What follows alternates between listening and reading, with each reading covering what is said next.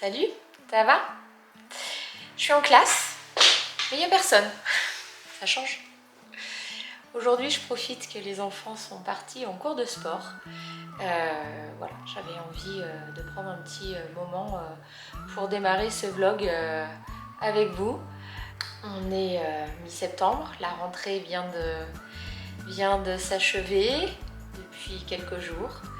Et puis ça y est, on prend nos marques tranquillement. Ça a été un peu compliqué parce que j'ai dû remplacer une collègue.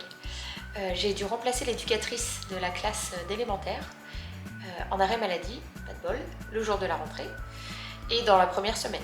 Donc autant dire que ça a été une reprise sur les chapeaux de roue. Depuis qu'elle est rentrée en début de semaine dernière, ça va mieux. Moi, je peux reprendre mon rythme de direction. C'est plus simple quand même, hein, quand on n'est que sur un poste. Et puis, on suit son petit rythme. Voilà, ça y est, ça se remet en route. Donc aujourd'hui, c'est lundi. Je fais de la création de contenu pour la page Instagram. Et surtout, je me suis organisée. L'organisation, c'est primordial. Et sans une bonne méthodologie, on ne peut pas arriver à grand-chose. Surtout comme moi, quand on est à la fois directrice, à la fois formatrice, gestionnaire du centre de formation et gestionnaire de l'école en tant que direction. Donc, on ne peut pas être partout. Donc, un bon système d'organisation, c'est à l'épreuve du temps. Moi, j'utilise Notion pour déjà pour y mettre tout ce qui me décharge, tout ce que j'ai dans la tête, toute la to-do list. Vous savez, le truc à rallonge là, on ajoute en permanence, qui ne s'arrête jamais. Toute ma to-do list est dans Notion et j'essaye chaque début et chaque fin de semaine de me programmer, de m'organiser, de me faire du time blocking et d'organiser des temps de travail où je sais ce que j'ai à faire. La règle, c'est 3 tâches majeures par jour et 3 focus dans la semaine maximum. Ça me permet d'avoir du temps pour toutes les petites choses qui viennent se rajouter, les imprévus. Genre ce matin de la création de contenu qui a mis 3 heures au lieu de 1h30 pour une vidéo qui voulait pas s'encoder. Voilà, donc tous ces petits temps là sont vraiment importants en termes d'organisation.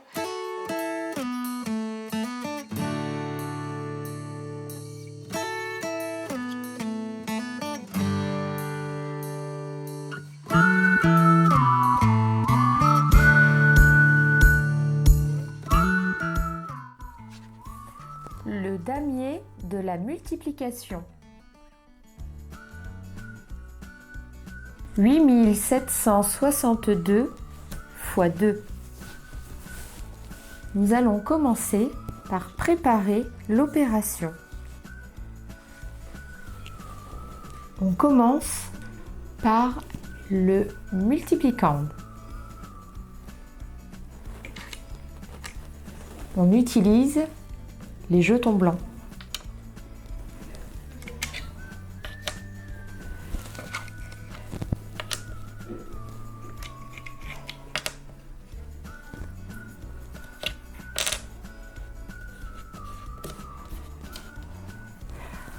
Ensuite, on prépare le multiplicateur.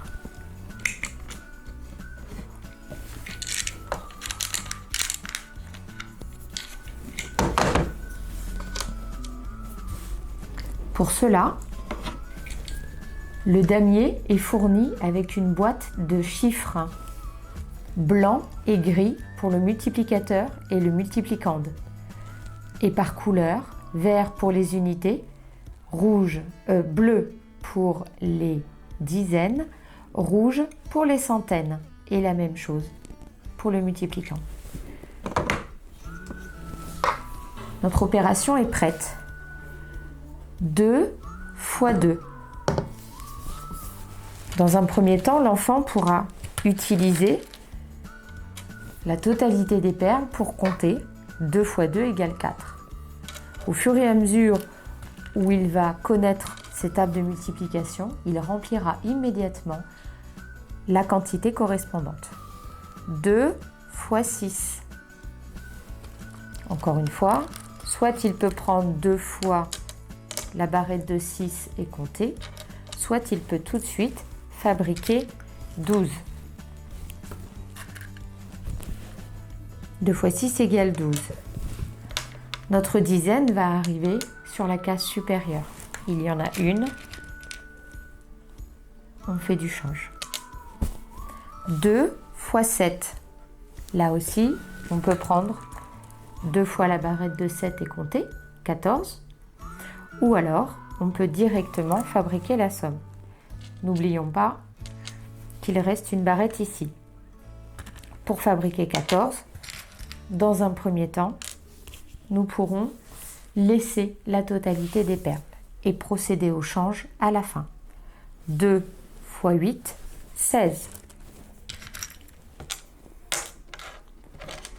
Une fois que nous avons compté la totalité de notre opération, nous allons pouvoir changer les barrettes. Ici, il nous reste 2 barrettes.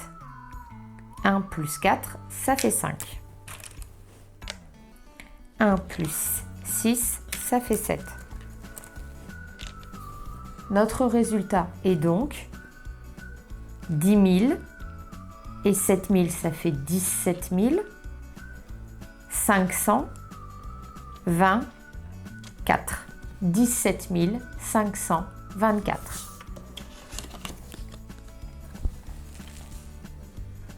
17 524, c'est bien notre résultat. Ce matériel du damier de la multiplication est disponible sur le site de Saut Montessori. Je vous mets le lien juste en dessous dans la description. À bientôt!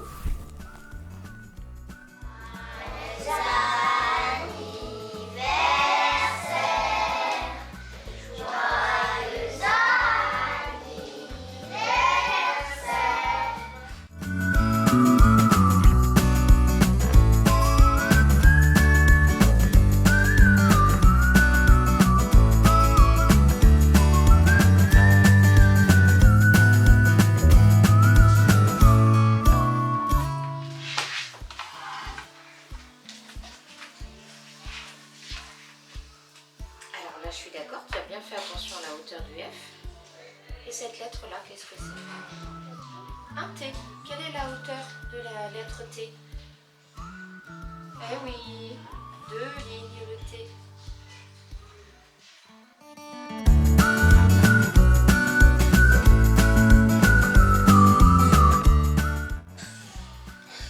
Alors, quelle est la question du nom?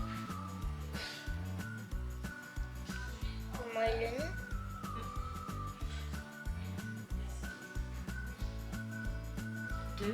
De qui ou de quoi on parle? Bravo. On parle de Faustine. Ok. De Faustine, c'est un nom propre. Ah, tu l'as reconnu du premier coup, dis donc. En effet.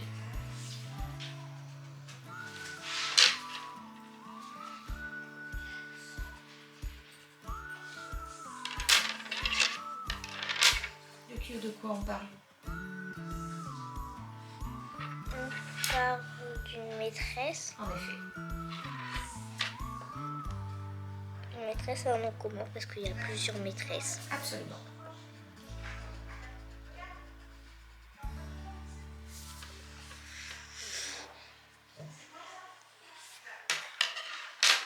Y en a-t-il un ou plusieurs? La maîtresse. Il y en a une. Vu qu'il y a là, c'est une maîtresse. Tu as raison.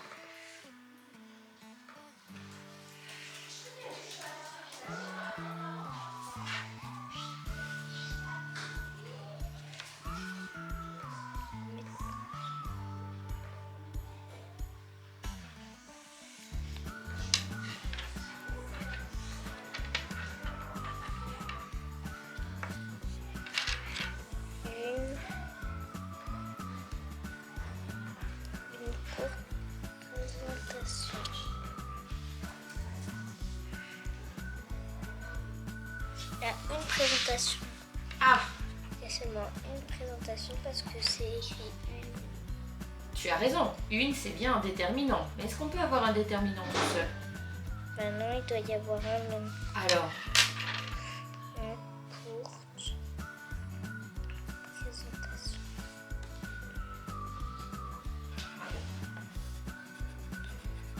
Sauf qu'il y a un écart entre le nom et le déterminant parce que l'adjectif il va se mettre entre les deux. et quelle question on se pose pour trouver l'adjectif? Y en a-t-il un ou plusieurs? Comment est le nom? Bravo. Comment est le nom? Il est court. Eh oui, comment est la présentation? Elle est courte. Tu as raison, c'est bien l'adjectif qui s'est mis entre les deux.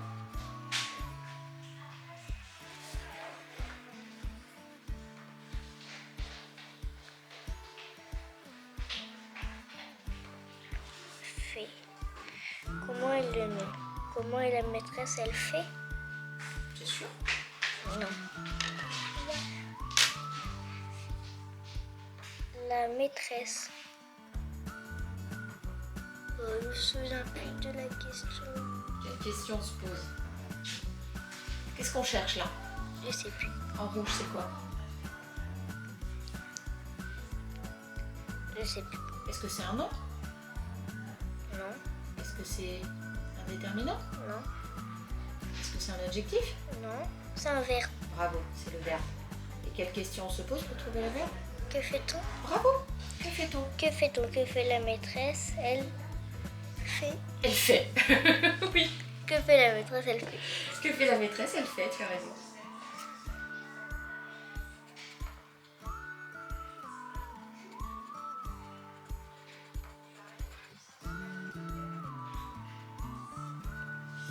Voilà, il est fini. Et après, il faut que je fasse ça. En fait, nous, on va écrire. T'as appelé toutes les maîtresses de France? Ah oui, on s'est appelés une fois tous ensemble. Il y avait, alors pas toutes les maîtresses de France. Une maîtresse ou deux par département. Oui, tu me rassures. Ça fait déjà beaucoup, hein? Il y avait presque 250 personnes. Je suis grave fatiguée. Alors je les ai pas toutes appelées les unes après les autres, on s'est appelées en même temps. Ah oui, c'est un truc visio là. Voilà, on a fait une visio tous ensemble. Une visio énorme. Tu devais avoir un géant téléphone. C'était sur l'ordinateur. Ah ouais. Et en fait, chaque maîtresse fait exactement le... Chaque maîtresse et chaque classe va faire le même travail que nous. Ils vont écrire des cartes postales et les envoyer à aux autres élèves. Oui, on travaille ensemble, quoi. En fait, on travaille chacun dans notre classe, mais on fait le même travail. Imaginons que dans ce saladier, nous ayons notre univers. Oui, merci. L'univers à cette époque, c'est une espèce de soupe. Il y a des choses liquides, des choses solides, il y a beaucoup de matières qui se mélangent et on a vu que la lumière commençait à... Il y a donc des particules de matière qui étaient dispersées dans l'univers.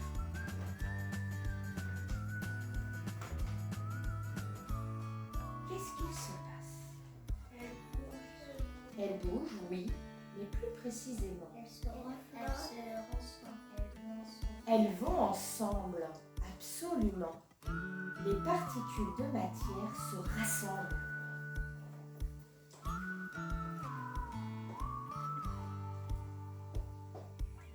Et ça, c'est une grande loi de notre univers. Les particules de matière s'attirent et se collent entre elles.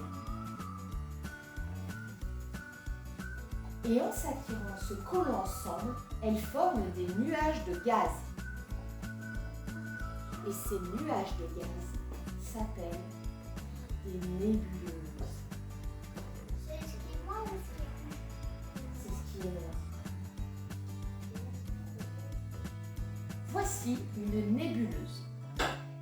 Vue depuis la Terre, cette nébuleuse est très très loin. On l'a appelée la nébuleuse de la tête de cheval.